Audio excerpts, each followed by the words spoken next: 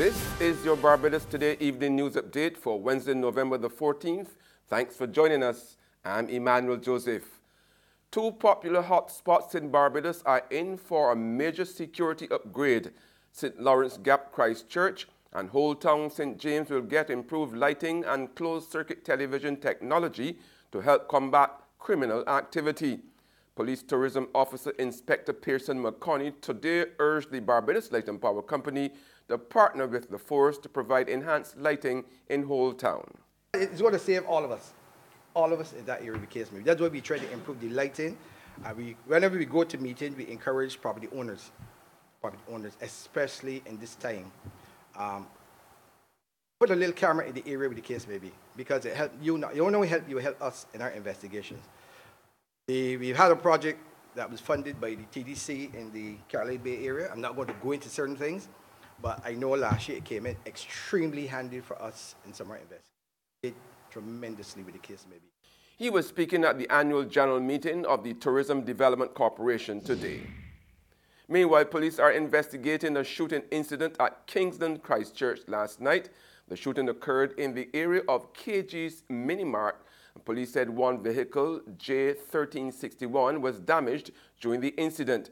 Lawmen are asking anyone with information that can assist investigations to contact police emergency at 211, Oystins at 418-2612, 412-2608, Crime Stoppers at 1-800-8477, or any police station. In other news now, major developments are in the pipeline for cruise and cargo operations in Barbados. Newly appointed chair of the board of the directors of the Barbados Port Inc., Senator Lisa Cummins, has given strong hints that the much-touted development of the Speightstown jetty into a secondary port for cruise ships could become a reality under a new master plan. The government senator also indicated that the once talked about multi-million-dollar Sugar Point Cruise Pier facility could be placed back on the table. Addressing a Cruise Commission town hall meeting at the Lloyd Erskine Sandyford Center on Tuesday night, Cummins told the audience that discussions started this week on the new plan for the port, and if all goes well, it could be implemented in the new year. We are now in the process, starting in 2019, of developing a 10-year port master plan, the new 10-year port master plan. And typically when you think of the port, you think of the Bridgetown port. You're right. But the port has assets in more than one location. We have most of the lighthouses are owned by the port. There are crown lands under the control of the port. So we're talking about entities like East Point, South Point, and North Point to some extent. And so we were having discussions just yesterday around what is the port's core business. And we have typically in the public space, cargo and cruise on the one hand. But we also have been talking, of course, just yesterday about the third element of the port's business, which is property development, and property development around those lighthouses at the peripheral areas on the island. And so there has been a lot of discussion so far, very preliminary, I have to admit, but discussion around things like having a secondary port in Speightstown, for instance. There's been discussion around things like floating piers for smaller ships. Meanwhile, more cruise passengers have been sailing to Barbados, but they are not spending. And the National Development Commission is on a mission to reverse this. According to Chairman of the Commission, Errol Humphrey, 731,000 cruise passengers visited the island for the 2017-2018 season. That is 46,000 more than for the 2014-2015 season.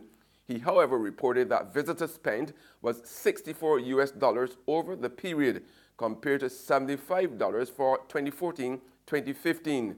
Now, Cummins told last night's town hall meeting that the island must step up its game if it wants to attract more passengers who are happy to spend. That we are looking, in the context of having that dedicated cruise terminal, to ensuring that we have year-round cruise business. So what does that mean? It means that there's a relevance to the work that Roseanne spoke about in terms of attractions. It means that we have to ensure that there are things for persons to do year-round. You don't invest in the capacity for a dedicated cruise terminal and then have it functional for only 7 or 8 months of the year. It has to be functional for 12 months of the year, and we're depending on the support of all of our partners and our stakeholders in the tourism industry to be able to ensure that we can deliver on that passenger experience and authentic Barbados. There's regional and international news after this short break.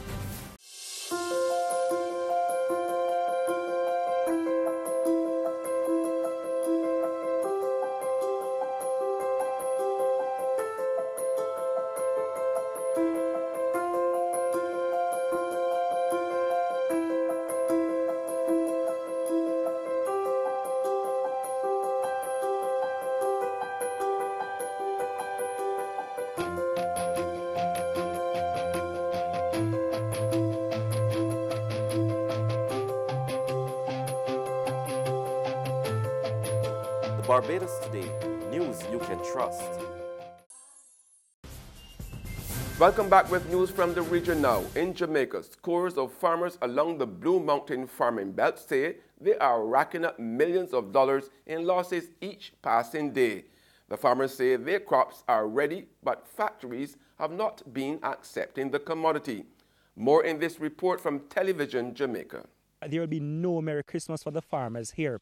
That's because of this. As you can see, coffee beans on the tree from red to black. They're on the tree for too long. Farmers say no one is coming to take it off their hands. Then just stop take it from we so with no explanation. What we are going to do? What we are going to do? That we want to find out. That's our problem. That we have a headache pan. What we are going to do with the coffee with the on the tree? At the worst Christmas this. We coffee farmer are 8 hours. All right, now we don't know what we are doing. Every night we have sleepless night. But the suffering is not confined to coffee growers in St. Thomas. Those in St. Andrew and Portland face the same problem. In total, nearly 1,000 farmers are affected. That number does not include the pickers, drivers, and other linkage jobs. One farmer, out of desperation, began drying the crop on his own. He could not bear to watch the fruits of his labor go to waste. That me have to do, you know, me still have to pay for some help me take it off, see and we pay for get it pulp out and thing. I mean, I don't know when me I go get it sell, see and we have done pay for it and everything, so I don't know we are suffer. How much box is that? $20. Me have the right now, and me have the same amount leave on the tree, see and we are away from other places where me have seen where, so it just depends on the tree I dry up and I drop off. So the farmers are bound by agreements, so they can't go find their own markets. And on the international scene, British Prime Minister Theresa May won the support of a bitterly divided cabinet today for a draft divorce deal with the European Union that has put both Brexit and her leadership at stake. May emerged from a 5-hour meeting with ministers to announce she had the government's backing to move ahead with her Brexit plan. The collective decision of Cabinet was that the government should agree the draft withdrawal agreement and the outlined political declaration, May said outside her Downing Street office, but the embattled leader conceded that she could face even stronger resistance when she takes the 585-page text to Parliament for the approval next month. I firmly believe that the draft withdrawal agreement was the best that could be negotiated, and it was for the Cabinet to decide whether to move on in the talks.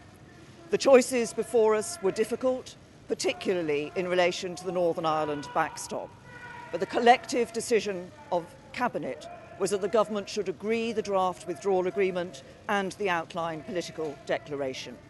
This is a decisive step which enables us to move on and finalise the deal in the days ahead. These decisions were not taken lightly, but I believe it is a decision that is firmly in the national interest. That's news, but for the very latest, visit our website at www.barbadostoday.bb. You can also subscribe to our e-paper, email updates, or like us on Facebook, and sign up for breaking news alerts via WhatsApp. We are also on Izumi Media in bus terminals, as well as Screenplay at supermarkets and gas stations near you. Now, you can also hear us on Mix 96.9 FM. I'm Emmanuel Joseph. Have a fantastic evening.